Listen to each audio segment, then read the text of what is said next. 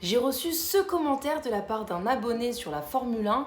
Bon, je ne vais pas parler de la comparaison avec la corrida, mais je vais répondre à cette question. Est-ce que la Formule 1 peut devenir plus propre? Officiellement, oui.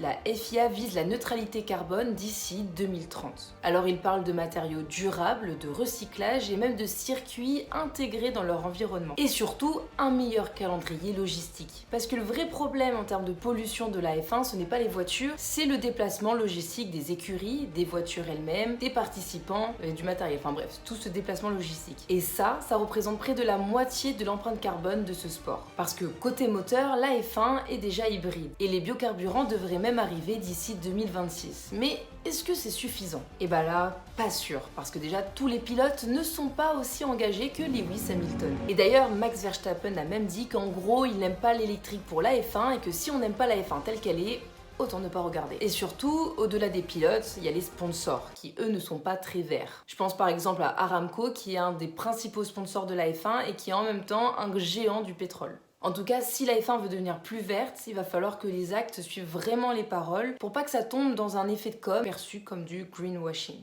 Et toi, dis-moi en commentaire si tu penses que la F1 peut vraiment devenir écologique. Et toujours selon toi, si avoir des moteurs 100% propres signifie d'aller moins vite, est-ce que la F1 marcherait toujours autant? Et sinon, si t'aimes le sport ou si t'aimerais mieux t'y connaître, abonne-toi.